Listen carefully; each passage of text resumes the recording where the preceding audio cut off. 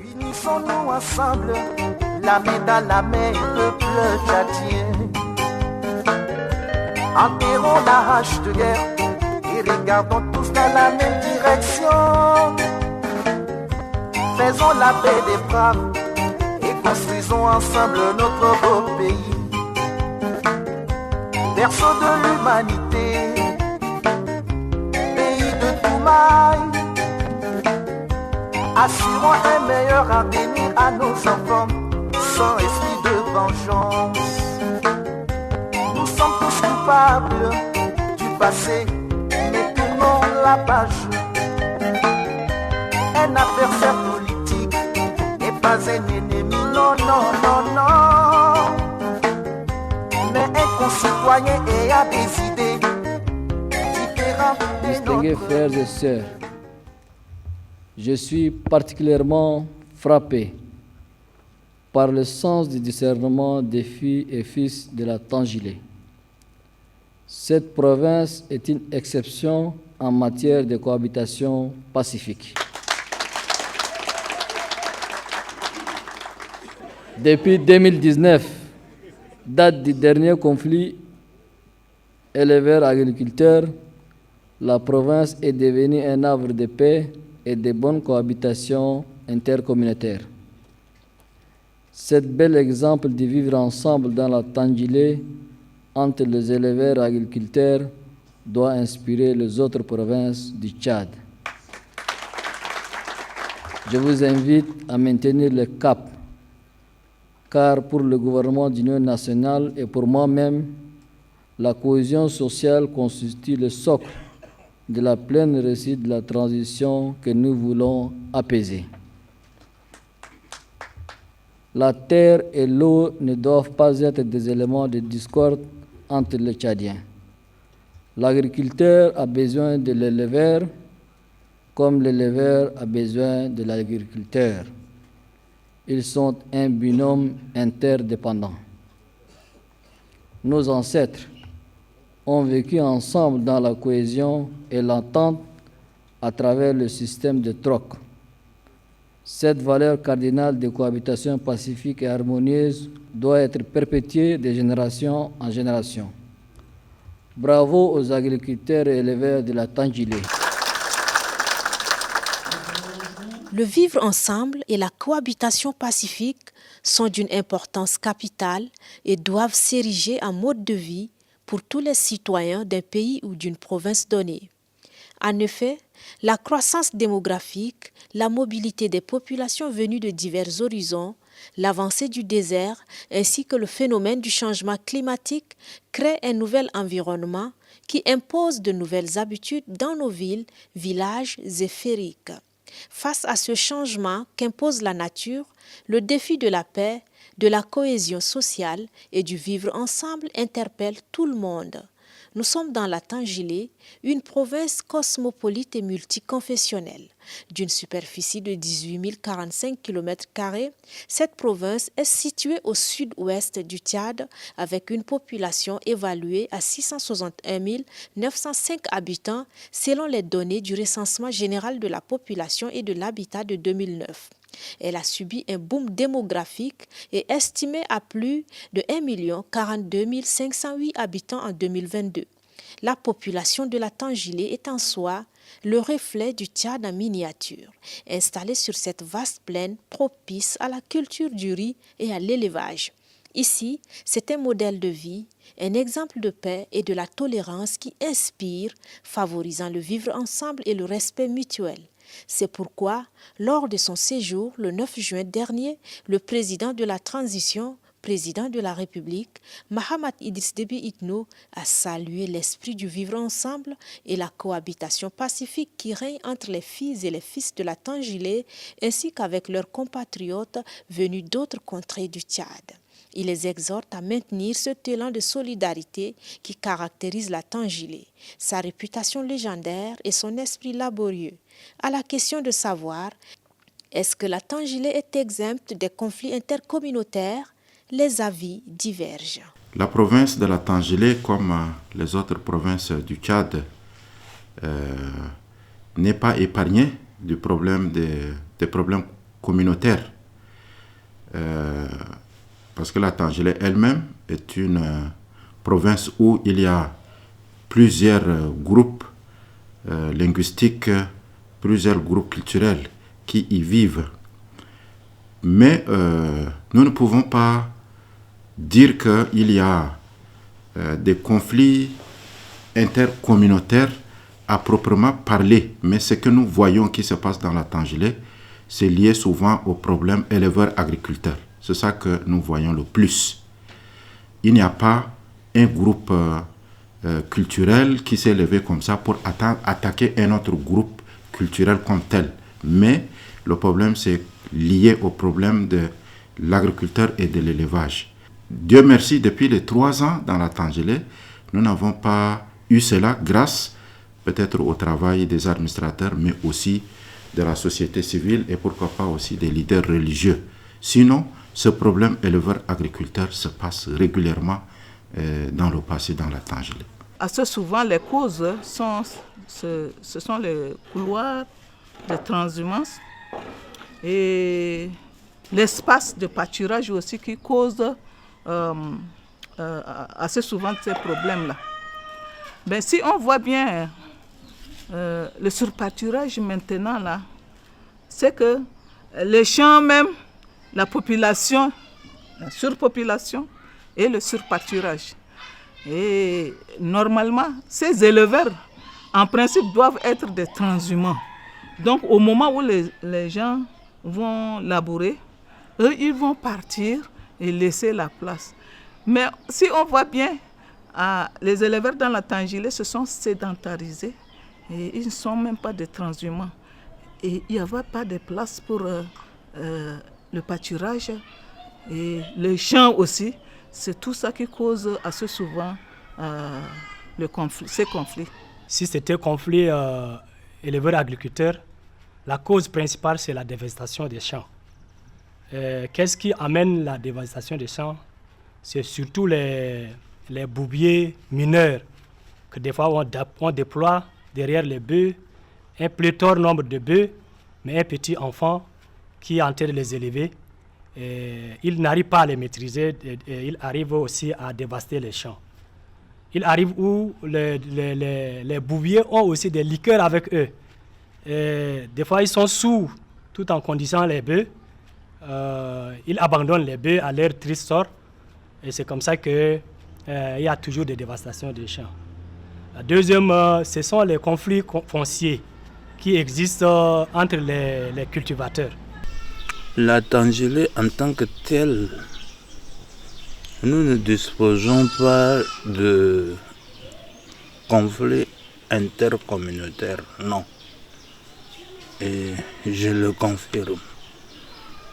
Nous ne disposons pas. Pourquoi? Parce que à différents niveaux,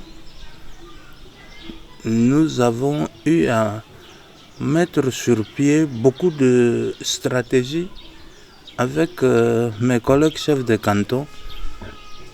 Il n'y a pas ce genre de conflit. Toutefois, il y a les litiges qui sont soutenus. Comment vous allez comprendre qu'un chef de canton élu démocratiquement et un adversaire ou soi-disant un autonome qui se dresse à lui? Nous avons aussi les conflits autour même de la chefferie.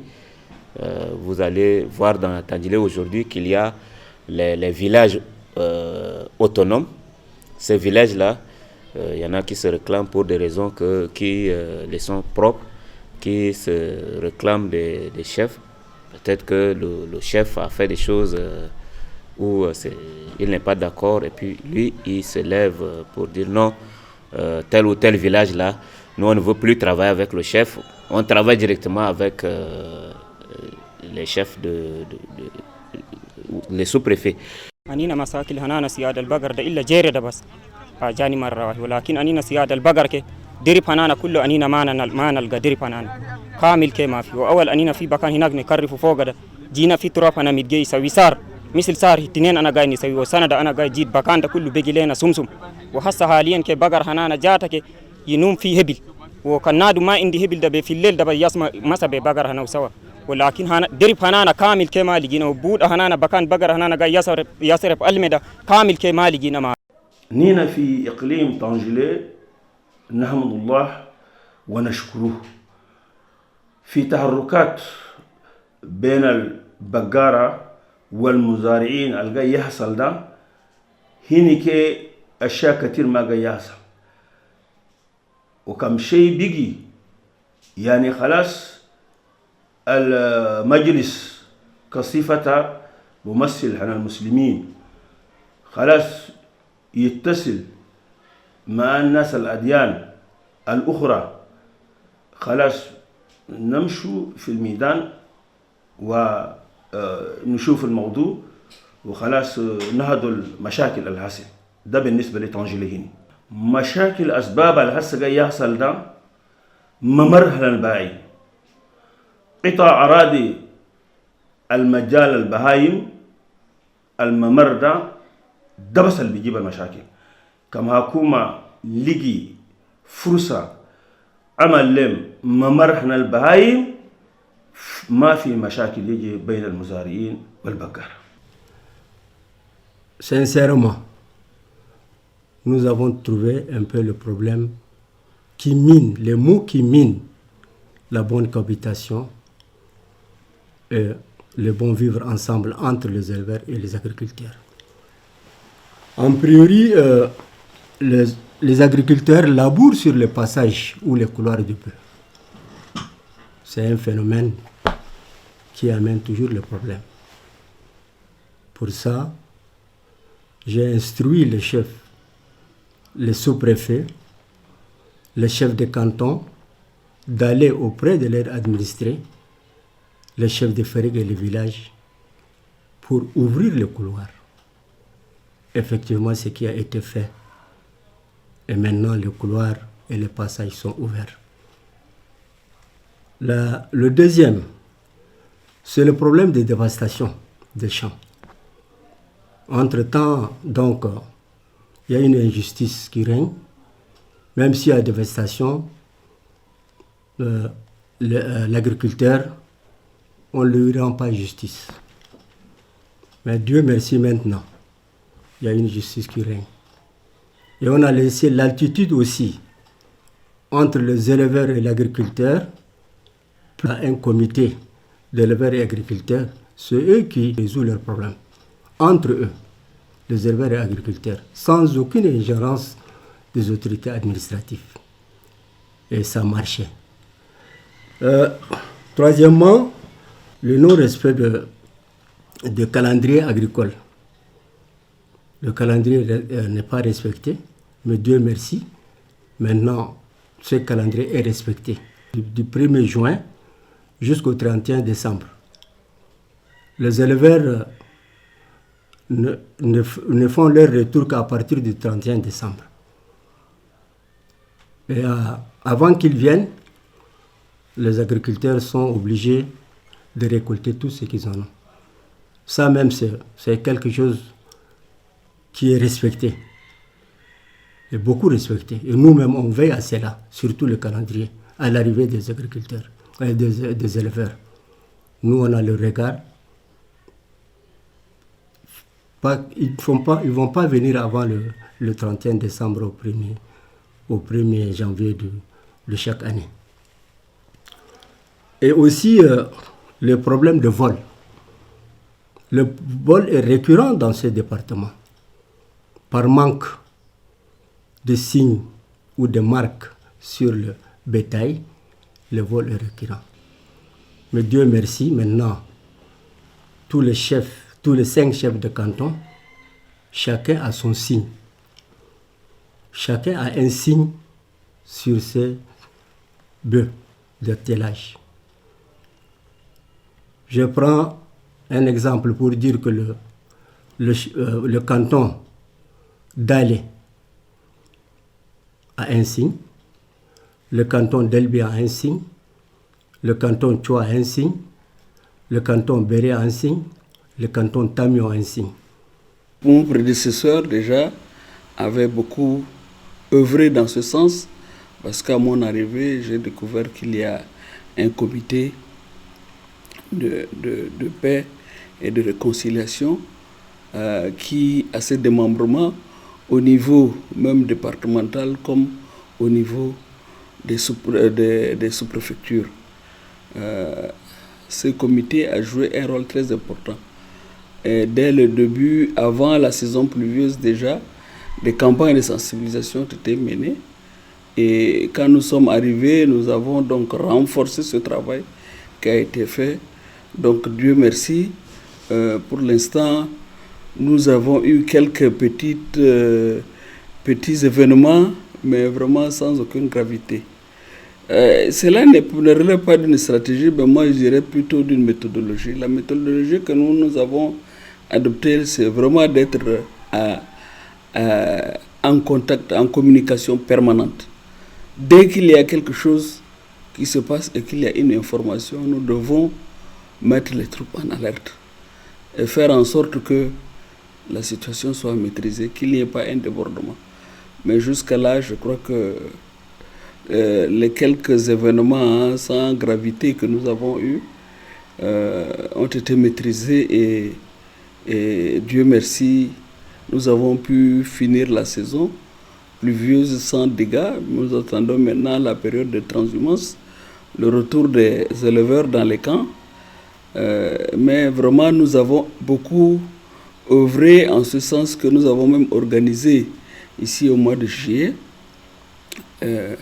une rencontre dite rencontre de l'Aï qui a regroupé plusieurs groupes sociaux, donc les chefs traditionnels, les représentants des agriculteurs, éleveurs, la société civile et tous ceux qui sont impliqués en fait.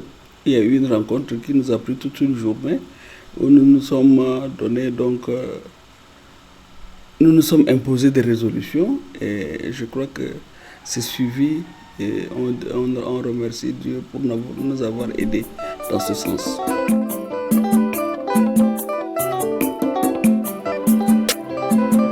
Chers frères, éleveurs et agriculteurs, c'est malheureux d'entendre parler du conflit éleveur-agriculteur. Combien ont perdu la vie suite à ce conflit? Combien de veuves et orphelins sont rescapés de ce conflit? Dieu nous a créés tous égaux et que chacun de nous dépend de l'autre. Agriculteurs, il faut respecter le calendrier saisonnier, respecter le couloir de transhumance.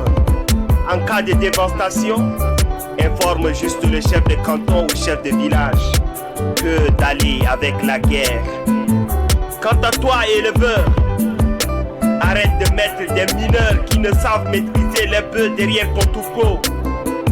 Vous faites les deux mamelles de l'économie de mon pays. Yajama Kulina Sawa, Yajama Kulina Sawa. Acceptons nos différences, que ce soit éleveurs, agriculteurs, nous sommes condamnés à vivre ensemble. Anina Kulusawa, Anina Kulusawa. Beaucoup se disent représentants. Le message, c'est pour faire savoir à tout le monde que la violence ne résout jamais un problème. La violence ne résout jamais un problème. Même si tu es en position de force et que tu as raison, tu ne peux pas résoudre ton problème avec la violence. Tu dois dialoguer. Même si la personne te domine de force, il y a la raison qui est là, il faut aller, il y a des autorités qui sont sur place, il faut aller se plaindre. Parfois, les troupeaux débarquent dans le champ, mais le troupeau n'a pas d'oreille, le troupeau ne connaît pas, c'est un animal. Il débarque, il détruit, mais en retour, c'est que la violence. Il faut aller, il y a les lois qui sont là, il faut aller se plaindre quelque part. Ils vont rembourser d'une manière à une autre pour qu'il n'y ait pas de problème. Donc, de l'autre côté, des éleveurs aussi, si tes bœufs détruisent un champ, il faudrait aussi accepter que voilà, le tort a été commis. Il faut qu'on convertisse. L'État est là. L'État n'est pas allé contre quelqu'un. L'État, c'est nous tous. Donc, ils vont prendre et s'adapter à ton statut pour pouvoir régler le problème normalement et doucement. C'est ce message-là qui me tient et c'est ce qui m'a motivé de faire ce clip. Nous avons déjà été instruits par l'Écriture que heureux c'est lui qui procure la paix. Heureux c'est lui qui réconcilie les frères. Donc quand il y a problème, c'était déjà notre cahier de charge d'aller au terrain et essayer d'écouter les deux parties et proposer la solution, faire la médiation à la réconciliation. Donc le plus souvent, quand il y a ce genre de sujet, nous partons au terrain, nous faisons toujours la médiation à la réconciliation. Et nous sensibilisons aussi les gens à une considération mutuelle. Donc je lance un message ici à une considération humaine. L'homme que Dieu a créé là, il est très cher devant Dieu et c'est sacré devant Dieu. Donc il faut que l'homme considère son frère que moi là, en dehors de religion, en dehors de ma position, celui qui est devant moi là, c'est un humain, créature de Dieu. Donc cette considération va permettre à ce qu'on puisse avoir la relation ou la cohabitation pacifique entre nous. Oui, vous voyez, après la guerre de 79-90, l'agriculteur et l'éleveur se voient en chien défaillant. C'est-à-dire l'éleveur ne peut pas passer sans avoir des injures. On le lance carrément avec le couteau de jeu. Et l'agriculteur aussi ne peut pas passer devant l'éleveur sans avoir des flèches. Donc, pour nous permettre de pénétrer ces éleveurs, nous avons mis un comité composé des agriculteurs et éleveurs. Le président et moi-même, le vice-président est un éleveur. Et c'est comme ça qu'on s'est mélangé. Et ça nous a permis de pénétrer les fériques, les villages pour sensibiliser, pour informer, pour conscientiser ces agriculteurs et éleveurs. Conscientiser sur la violence. Est-ce que s'entretuer est une solution pour nous ou l'avantage pour nous? Ou nous, si on se tire comme ça, là, qu'est-ce qu'on va trouver après? Et pourtant, nous sommes tous les deux des descendants d'Adam et Ève. On a le même sang rouge. Pourquoi on s'entretue? Avant, nous vivons bien. Mais pourquoi aujourd'hui, comme ça, là? Bon, on est sensibilisé dans ce sens-là. Nous, sur la base de la parole de Dieu, ce que nous prêchons, c'est l'amour du prochain. Et même l'amour de l'ennemi, nous prêchons cela. Et c'est parce que le Christ lui-même qui nous a dit, aimez vous les uns les autres et aimez même vos ennemis. Donc, l'apport de l'Église catholique par rapport à ce genre de problème, depuis longtemps, avec la commission Justice et Paix, nous participons activement dans la lutte contre l'injustice, la lutte pour la cohabitation pacifique, pour que les gens puissent vivre entre eux, ensemble. Et personnellement, en tant qu'évêque du diocèse de l'Aï, nous sommes amenés plusieurs fois avec les autres leaders religieux, le président du Conseil des affaires islamiques, le secrétaire général de l'EMET. Nous avons sillonné, nous avons parcouru plusieurs villages, plusieurs fériques pour sensibiliser les agriculteurs et les éleveurs, pour leur dire que vous êtes des frères. Dieu nous a mis ensemble sur cette terre. Nous devons nous accepter les uns les autres. Nous devons travailler main dans la main pour pouvoir ne pas vivre dans le conflit. Parce que le conflit n'engendre que des conflits. أنينا في المجلس الأعلى للشؤون الإسلامية كم شيء قبل ما شيء يقع وبقية الجمعيات زي ما أخبرتك ونرى الخلاف. والآن دائما عندنا جمعيات الجماعة المجالس الدينية والأخرى اجتمعنا عدة مرات وقلنا كل شيء كم يحصل ده من المسيحيين بروتستان كاثوليك الإسلام ناس أسوسياسيون سيفيل ناس دول كله كي نجتمع. هسه عندنا اجتماع كمام عندنا كي اجتماع كل وقت خلاص نمشي نجلسوا ونراقب في شيء ده وقبل ما أشياء يحصل ده نينا ممرين بهم نمشي نسوي لهم توعية ما قتنا الدنيا ده الشيء اللي قاعدين فوقه وني ده الشيء اللي لسه اللي قاعدين فوقه ده كم على سعدنا ده إن شاء الله المشاكل ده ينقص. Aujourd'hui, si y a ces conflits, les perdants, les grands perdants, c'est la jeunesse. C'est nous qui perdons. Vous voyez, quand vous partez dans un conflit, les gens qui sont au devant de la scène, c'est la jeunesse. Alors nous, en tant que jeunesse, on est en train de faire un travail. Mais ce travail, je dirais, quelquefois, est un peu négligé. Puisque la Tandjilé, ce n'est plus un secret pour personne. La Tandjilé a beaucoup de partis politiques. Ça, c'est un grand problème. Même si on initie, peut-être que ce parti politique fabrique d'autres jeunes pour dire que non, ce qu'ils ont dit là, ça ne concourt pas réellement à la paix. Quelquefois, on fait ça sciemment pour bloquer même l'action de la jeunesse. La Tandjilé en tant que telle, c'est une terre de paix depuis toujours. Donc, si problème il y en a, on a assez pleuré, on a assez des orphelins aussi sous nos bras.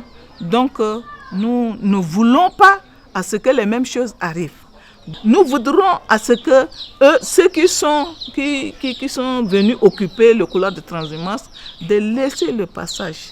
Parce que ce n'est pas possible, ils veulent aller s'abreuver là, il faudrait qu'on leur laisse le passage. Si on ne laisse pas le passage, toujours il y aura conflit. La cohabitation pacifique, elle existe dans la Tandjilé.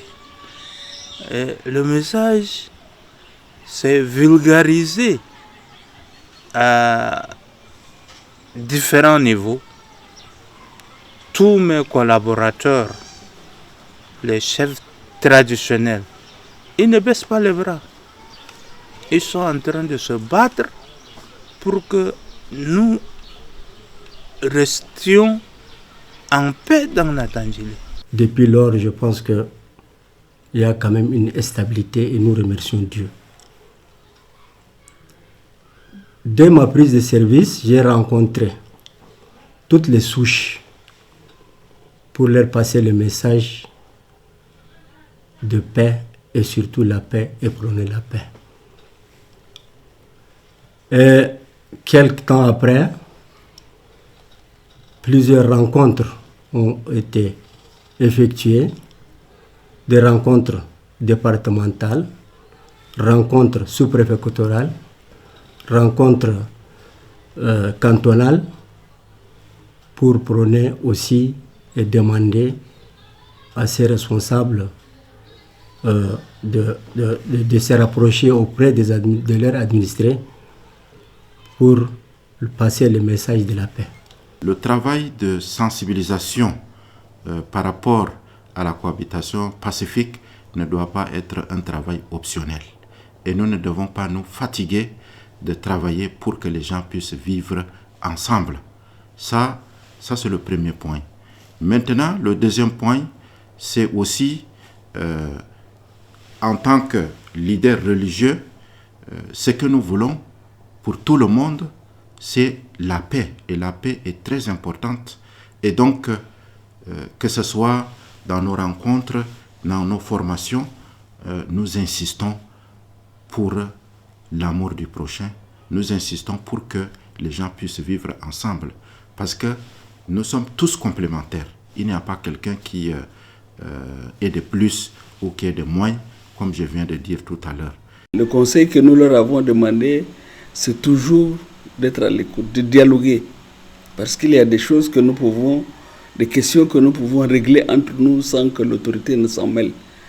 Et je crois que pour le moment, le message est entendu. Donc vraiment, c'est l'occasion de féliciter et d'encourager ceux-là qui œuvrent aujourd'hui, qui se battent, qui sont dans les ferriques, dans les champs, en train de parler aux agriculteurs et aux éleveurs pour que cette situation n'arrive pas. Nous sommes tous tchadiens et le Tchad nous appartient. Acceptons nos différences, que ce soit éleveurs, agriculteurs, nous sommes condamnés à vivre ensemble. Anina Kulusawa, Anina Kulusawa. Peu importe ce que tu as ta contribution et tu as ta part de responsabilité. Chacun est responsable de quelque chose. Même si tu es menuisier, même si tu es quoi que ce soit, tu as ta part dans quelque chose pour contribuer à la paix. Tu as ta part. Alors il faut le faire.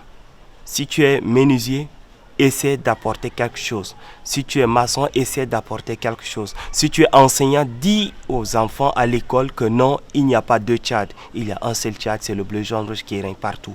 Il faut essayer de transmettre ces messages. Si tu es un homme de Dieu, essaie de dire que le Dieu est unique. C'est que le Allah qu'on adore. Peu importe le nom qu'on peut donner, c'est le seul Dieu. Donc, toute personne doit contribuer avant qu'on soit nordus, sudus, qu'on soit de l'Aïe, qu'on soit d'où, nous sommes tchadiens. Donc la destinée a fait déjà de nous des frères. On ne va pas s'entretuer. On doit contribuer à ce que notre prochain soit uni. Et il ne faut pas oublier, parce que l'union fait la force.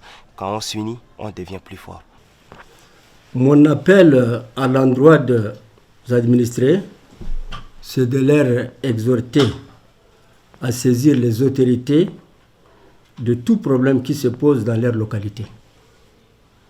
Ne pas se rendre justice soi-même et faire confiance aux autorités de leur bonne foi. À cette période de récolte, je demande aux éleveurs d'attendre, puisque le calendrier agricole est clair. C'est au 1er janvier de l'année en cours prendra fin. Cette période permettra aux paysans de récolter leurs champs, que chacun respecte les lois de la République et se comporte en bon citoyen. Je lance un appel pressant à tous mes collègues chefs de canton qui n'ont qu'à faire très attention avec ce qu'on appelle la paix. Il ne faut pas qu'ils prennent parti, quoi que ce soit. Il ne faut pas qu'ils prennent parti. Quand il y a un homme, il est avec toi, qu'il soit musulman, qu'il soit sudiste, hein? C'est ton administré. Hein? Il vit chez toi là. C'est toi qui le commandes. Donc, il faut que les gens prennent leurs responsabilités et trouver des solutions à cause de ce problème de la paix là. Donc la cohabitation pacifique là doit prévaloir au détriment de toutes choses. Sans ça, nous n'allons rien faire. Pour préserver la paix, parce que si aujourd'hui on a dit que la Tandilé est une terre qui accueille, mais on ne peut pas accueillir quelqu'un avec les ventres vides. Ça veut dire que nos parents ont travaillé. Il faut qu'on se mette au travail. Et si on travaille, ça veut dire qu'il y aura la nourriture à côté. Et s'il y a la nourriture, la personne qui mange, prenez par exemple aujourd'hui les Chinois, c'est des gens qui aiment leur travail. Et je suis sûr que les Chinois, ils ne parlent pas beaucoup de politique, hein. Ils parlent toujours des entreprises. Et donc nous aussi, rien ne nous empêche de préserver notre paix si on se met réellement à travailler. On peut rester dans les rues crier non, nous voulons la paix, nous voulons ceci, nous voulons ceci. On peut même louer les grands musiciens pour venir dans la Tandjilé pour dire que non, ils sont venus au nom de la paix, faisons la paix, voilà, voilà. Mais s'il n'y a rien, si on ne fait rien, si on ne travaille pas, on ne va pas parler de la paix. Et là, je demande à la jeunesse, il faut qu'on se mette au travail, il faut qu'on s'accepte. C'est ça d'abord. Parce que accepter quelqu'un, aujourd'hui, celui-là a sa religion, moi j'ai ma religion, mais si Dieu veut qu'on soit là, il faudrait qu'on s'accepte dans nos différences. أنا كصفتي في المجلس الأعلى على رأس وأنا آخر كلامي نقول كما قال تعالى في كتابه الحكيم الناس بنو آدم وآدم خلق من تراب ونينا قاعدين في الوطن إخوان ونينا في تشات ما بس إقليم طنجة كلنا كإخوان ومجال انت الله خلقك فوقها وكبير فوقها وعندك سيره اللي انت تتكلم ولا او يتكلموا بعدك بعد وفاتك. نينا هنا في طنجة الشيء الاخير اللي نكلم للاخوان ده طبيعتنا الاول قاعدين حياتنا الاول قاعدين ده نستمر فوقها ما نفرق بين التشادين. نينا كلنا كي من ادم ومن هو وربنا قال ينتظر زي ما قال فمن يعمل مثقال ذرة خيرا يرى ومن يعمل مثقال ذرة شرا يرى. أي واي يكون في شاد دانينا إخوان في البلد وإخوان في الله. ده الشيء أنا نكلم لكل الإخوة، ده الشيء نطلب من الله سبحانه وتعالى أن يجمع كلمتنا كما قال بيقول واعتصموا بحبل الله جميعا ولا تفرقوا. Il faut nous accepter les uns les autres, nous aimer les uns les autres. Ça, c'est le message fondamental que je pourrais dire à toutes les communautés qui vivent dans la province de la Tangilé. Donc, ne pas avoir de la haine contre son frère, ne pas minimiser son frère, ne pas dédaigner son frère, mais accepter son frère. Voilà. Si, dans le passé, quand j'étais encore adolescent, j'ai vu comment, si je prends seulement le cas des éleveurs agriculteurs, j'ai vu comment les éleveurs agriculteurs vivaient bien. Il y a des femmes, des éleveurs qui allaient de concession en concession pour vendre du lait, qui parfois quand on est au champ, apportaient du lait pour pouvoir échanger avec les produits vivriers, et l'éleveur même prête des bœufs à ses amis qui labourent moyennant les produits vivriers à la récolte. Et j'ai vu que ce moment, c'était un moment très bien. Et lorsqu'il amène même les bœufs en brousse pour les faire paître, et s'il voit qu'il y a un tas de riz ou bien de mil, lui-même il se met du côté de là où il y a le mil, il protège le mil et il fait perdre son troupeau et il continue. Et ça, c'est des choses qui se sont passées et que nous avons vécues. Et ça, c'est important. Et je pense que si nous revenons un peu à cela, si nous récupérons cela, cela peut nous aider aussi à vivre comme des frères et des sœurs dans la terre de la Tangilé. Et tous, nous avons besoin des uns et des autres. Il n'y a pas quelqu'un qui est de plus ou quelqu'un qui est de moins. Donc, c'est ce message que je pourrais dire, l'acceptation de l'autre, parce que l'autre peut t'apporter un plus que toi, tu n'en as pas. Là, c'est la paix, c'est une ville qui est accueillante, d'une hospitalité légendaire.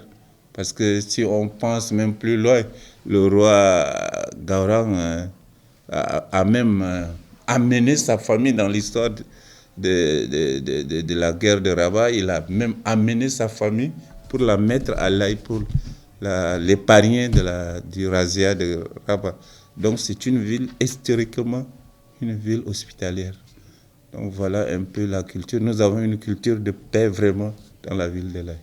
La paix, je crois qu'au-delà du concept, la paix, c'est d'abord une éducation La paix, c'est une culture. Et je ne pense pas plus qu'on puisse décréter la paix. On grandit en ayant à l'esprit la paix à travers l'éducation que nos parents nous ont donnée, à travers aussi l'éducation spirituelle. Donc pour moi, la paix, elle est chère. Et si nous ne vivons pas en paix, rien ne peut se faire. Non, si j'ai un appel à lancer, je ne peux que conforter ce que on a déjà dit et nous ne cesserons jamais de le dire.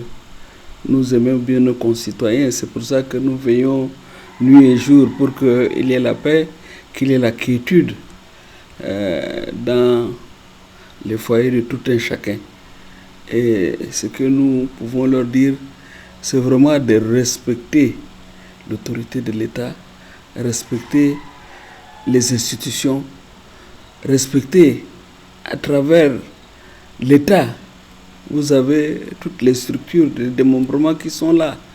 C'est ainsi que nous pouvons vraiment vivre en paix. Mais si dans un village, vous dites non, moi je ne vois pas le sous-préfet ou je ne vois pas le chef de village parce que lui je ne veux pas de sa tête, ce n'est pas possible. Donc moi je ne peux que me réjouir parce que vraiment depuis que nous sommes ici à la tête de la province, nous n'avons pas eu encore de problème des cas de désobéissance civile. Et c'est ce que nous apprécions sa juste valeur. Mais ce que je voudrais aussi dire, c'est qu'ici, des informations que j'ai eues, même les allogènes, comme on l'a dit, les éleveurs venus qui habitent dans la Tangélé sont beaucoup plus intégrés parce que c'est des gens qui sont ici, qui sont devenus des sédentaires, ils sont intégrés, ils sont là depuis des décennies. Donc c'est ce qui nous réconforte un peu, qui nous encourage. Les problèmes souvent que nous avons eus, je crois que c'est dû à la transhumance. Et c'est là où vraiment c'est le gros souci, c'est quand les animaux se déplacent. Là, il faudrait être derrière. Mais au-delà de ça, je crois que le message est clair. Et vraiment, je ne tiens qu'à les féliciter, à les encourager. Il faudrait que nous continuions ainsi. Si le chef de l'État, lors de son passage, a saisi cette occasion pour nous féliciter, donc ce n'est pas pour rien. Il a eu des informations certainement sur notre cohabitation dans la province et je souhaite que cela va de l'avant parce que les querelles ne nous apporteront rien du tout. Certes, la Tangélé est exempte des conflits intercommunautaires. Néanmoins, il existe quelques litiges de moindre importance, souvent très vite solutionnés. Plusieurs mécanismes mis en place par les autorités administratives, traditionnelles et religieuses ont permis aux différentes couches sociales de la province de vivre en parfaite harmonie et en paix. Cette stabilité reconnue de tous est d'ailleurs citée en exemple par les plus hautes autorités. Véritable havre de paix, la Tangélé est un parfait modèle de vivre ensemble et de la cohabitation pacifique tant recherchée.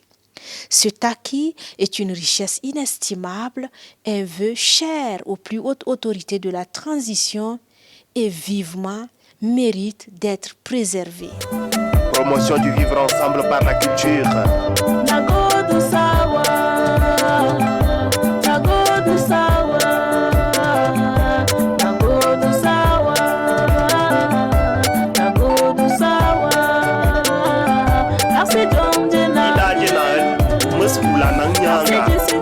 Alina godu sawa, duwasda maseme, alina kulu akwani. Sengen dorgi, ge kulu danga ke, sengen dam keme, lomiya kumatinkai, adindi natuk lomo, kadiraiti, adakun kiki. Celui qui provoque une guerre ou détruit un bien public sera puni par les textes en vigueur.